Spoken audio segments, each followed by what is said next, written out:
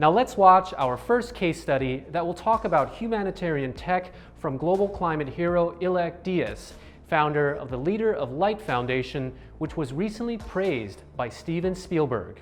Illac will demonstrate how Leader of Light has become a shining light around the world by illuminating affordable homes in developing countries.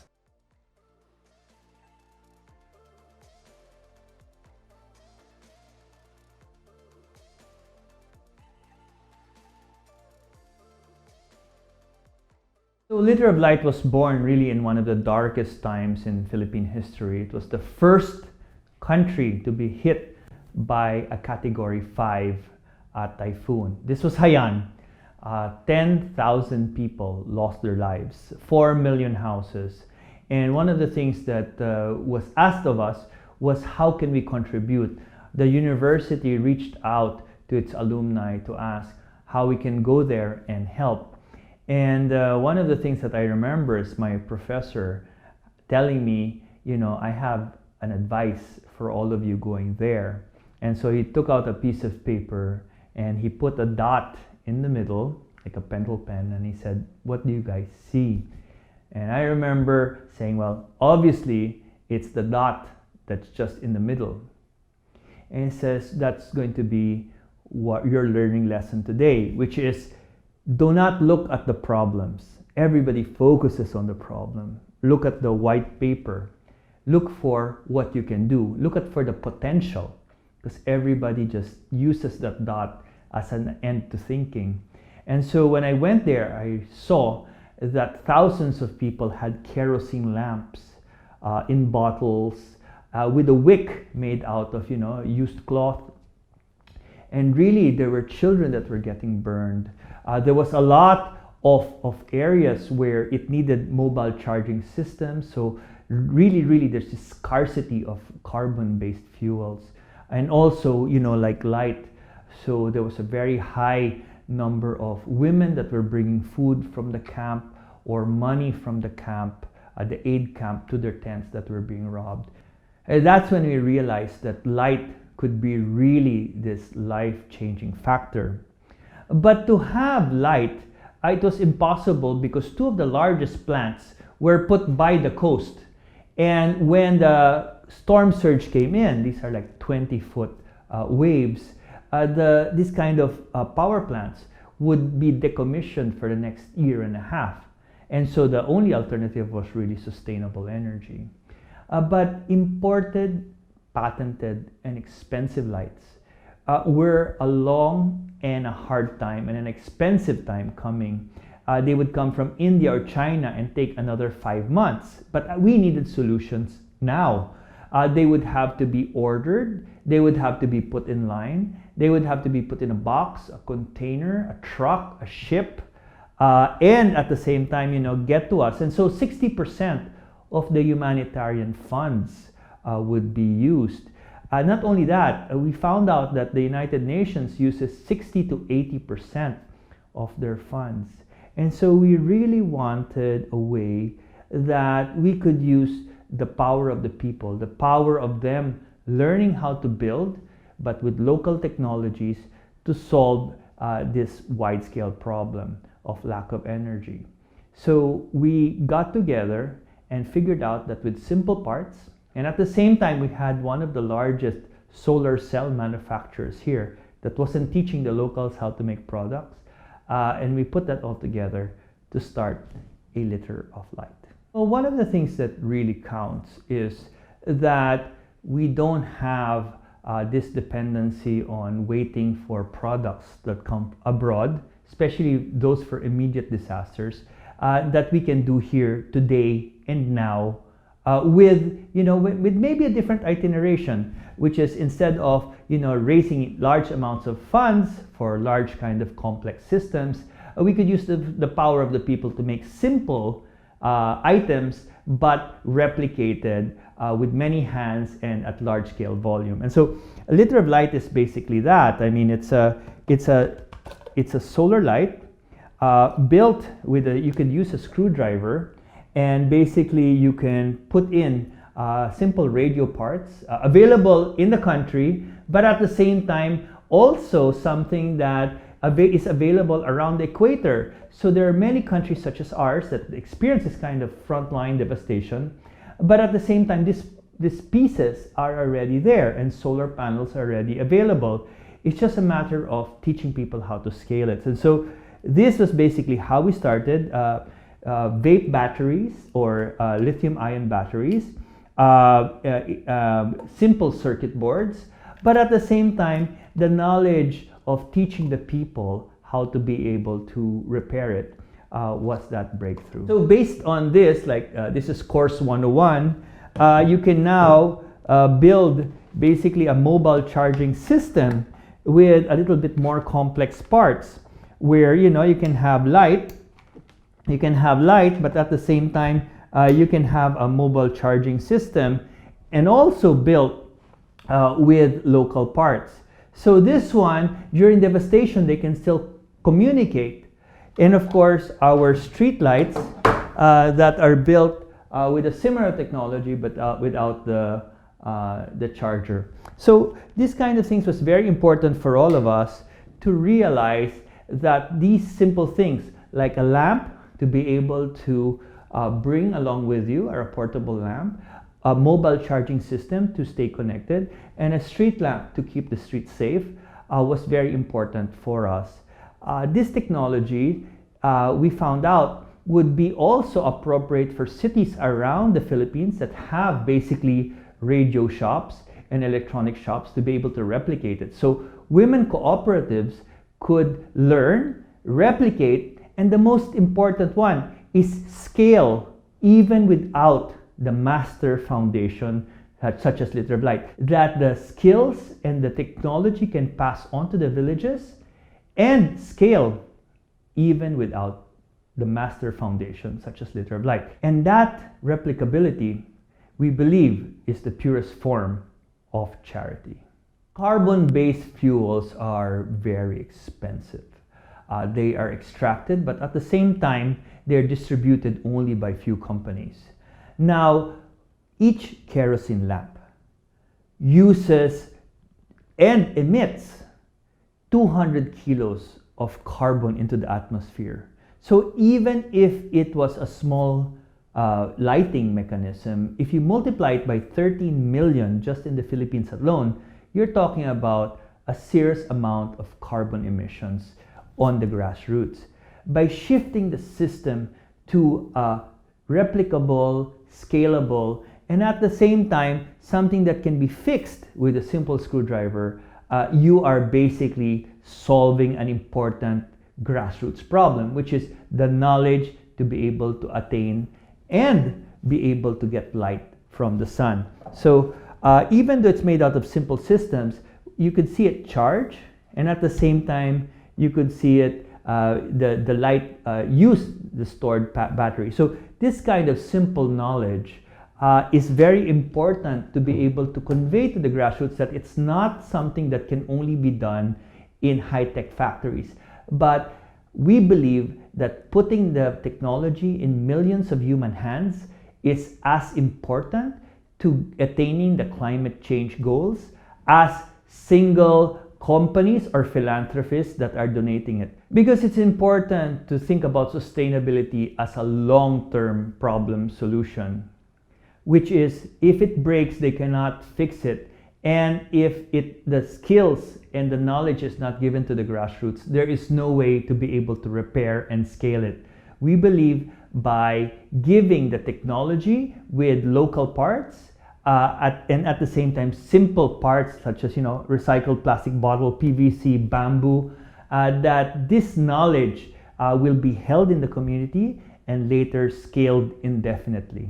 The use of social enterprise is not simply a cost. So if we charge $30 to the company, that means that we give them the materials, but at the same time, like the Habitat for Humanity model, we give them the experience of building solar light, which we also use as our incomes and operating expenses. So this $30 workshop is something that later on we give to the community to be a startup stock for them to be able to rent out. So we charge companies $30. At the same time, we charge $50, different from other NGOs that deal with solar. The price point isn't for the end consumer.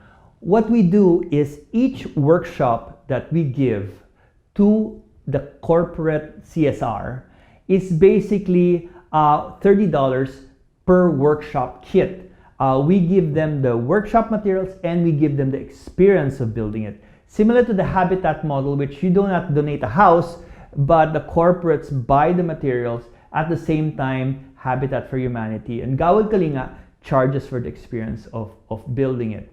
Now, later on, those units or stocks of 100 lights each are given to the women cooperatives, where for zero amount would have a startup inventory where they have the solar panels and then they can rent it out, displacing the previous household expense of kerosene. So what's happening now is we are getting our profits and our income from the corporate experience of building solar lights. At the same time, each solar light is 1,000 kilos of carbon reduction to that company or that person that builds it, times the number of people that are building it. And we give this to the women cooperative to be able to start out their business. We charge $100 per mobile charging system, and all of it has lithium-ion batteries. Some of the imported ones use nickel-cadmium and very cheap batteries that last a year and a half, have to be replaced, but each one of these can be replaced by locally found 18650. And this is present all over the country, but also in other countries where we have chapters. So this is very interesting to note that the mobile chargers, they immediately have a recharging station for headlights or mobile chargers. And what's interesting is even the street lights, what happens is they can rent this out to people on the streets, similar to a power company. They pay every month to be able, the women cooperative, to be able to maintain lights on the streets. So this is very different from having a generator set and charging everyone, despite the usage, 5 pesos or 10 pesos every day. And at the same time, when the generator oil or gas runs out by 10 o'clock, it would shut off. So this is a more sustainable, cheaper, but at the same time has less what you would call cash outflow on the community. So the community does not pay for the kerosene, that the money keeps on going out. But now, having a stock of solar lights, mobile charger, and street lights, they're able to maintain their income by shifting it into something that has light for the next 5 years. The strength of Liter of Light is it works through cooperation. Once the women cooperative have their stock of lights, there are two things that happens. First of all, their husbands, whether they're fishermen or in agriculture, bring their stocks to the main city. Now, what happens there is if they have any problems or they need repair circuitry, when they have this backhaul, once they put down the fish or the vegetables, they can go back to the women cooperative with the parts. And this stops this kind of high logistical costs for NGOs. So we work with these cooperatives and NGOs to make sure that the seat of knowledge is not with the Liter of Light, but is transferred as close to the village as possible. The second thing that's really important for us is if they need to expand the number of lights, let's say they start with 100 and they start earning and they want to start, let's say, opening a franchise basically in another village with this kind of lights, they can get the same amount of stock from us through this kind of monthly voyage to the city. And this can be funded by government or other NGOs or people operating large industries over there, such as hydro or mining. We actually find a way for them to be able to get more lights through this kind of, what you would call an informal system of delivery supply, and they're not tied to us. They can actually source it elsewhere. And this, I guess, is the magic of how we were able to expand. Replicability has been, I think, something that we're very proud of in Asia. Now, what happens is, of the 1.2 billion people around the world, most of that, and most of the population of the 7 billion in the world are in Asia. So it's very important for us to be able to expand our knowledge around Asia. So we've expanded in Malaysia, where we've gone through the highlands where they produce the tea, and they have street lights. We've expanded rapidly around Asia because that's where most of the population living in energy poverty is located. We've had 5-year relationship with Malaysia. We have a growing relationship with Vietnam. We have transferred technology to Indonesia. And now we're very excited to be opening up new offices in Bangladesh, in Africa, in Kenya, where we work with the Maasai tribes, Senegal, Nigeria, and of course Latin America, such as Colombia, Brazil, Chile, Mexico. And so this kind of growing number of workshops have been something that has been thriving for Liter of Light pre-COVID. Once again, with this new Light It Forward challenge, we are excited that people are making change from home. We previously affected about 1 million people a year with our operations, but at the same time, more than 200,000 corporate volunteers are part of our yearly workshops. So all of this is something that we're very excited to be able to come back stronger and better. And at the same time, not only are 350 women cooperative partners here, but really to be able to expand more lights to those around the world. COVID has been devastating, almost bankrupted us, till we were able to pivot to a new digital strategy. What's interesting really to us is this South-South cooperation, where we enhance the knowledge that problems solved in the equator, or what you would call southern economies, also are something that are needed in the other southern economies around the equator. So very exciting for us that we have been able to expand rapidly around the world, mostly to countries that have the same problem of energy poverty around the equator. Some of the awards that we have won, and we're very proud to say, is the Zayed Sustainability Prize, which is one of the largest programs for energy or clean energy by the UAE. We've also been the Asia Game Changer Award winner, and at the same time we are a UN Habitat Award. So these are just some of the awards that further our strength and our confidence that building bottom-up approaches or village approaches in technologies that can be maintained, scaled, and create green economies in the villages, and not just materials supplied and resold, which is I don't believe that is the stronger one, but or technologies that pay per use. We have to have this kind of building local products and ability to do that. So that one we're very proud to be able to do. And so these recognitions give us strength and of course finance to be able to build grassroots village technologies that earn a profit and can scale. COVID has hit many of these communities already living in energy poverty.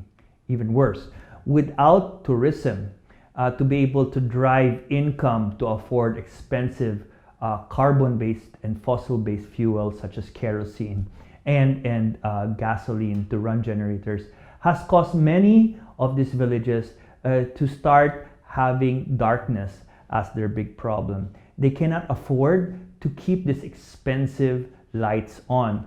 And that's why Liter of Light must push forward during this COVID calamity by getting people to make change from home or building solar lights at home through the Light It Forward, the ice bucket of the 2020, where people can challenge other people to become involved, really realize that they can make something such as a solar light that can change a life for the next 5 years to a family living in darkness. These are important because people want to feel relevant, and sustainability is more important than ever. This has scaled up into thousands of people building houses, but also thousands of houses being able to get access to these solar lights, and of course bridge this time where we will have recession and difficulty. So more than ever, we feel that because of the problems that are happening in the provinces due to this lack of income that comes from tourism, we feel that we should double our efforts to do the litter of light, the mobile charging and at the street light, and use this opportunity to convert all of these groups into clean energy hubs. Light It Forward was basically inspired by the Ice Bucket ALS Challenge, where people would pour buckets of water on their head to awaken them to a problem, and at the same time challenge people that they know or people in their network. And so this one also ramified and became a pyramid whereby other people also took on the challenge.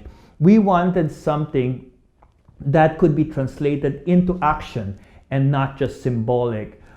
We wanted people to build solar lights from their homes. At the same time, it had to be tested so that it actually worked. That we want to inspire people that there's no reason, even during COVID, to leave people out in the darkness. We're also excited because we are the Philippine representative to the World Expo in October 2021. The Expo Live chose out of 7,000 entries 120 change makers that can make a difference in the world. And so we hope through this award, this recognition and partnerships and what we do, that we can showcase the power of Asia about making a difference in the humanitarian space.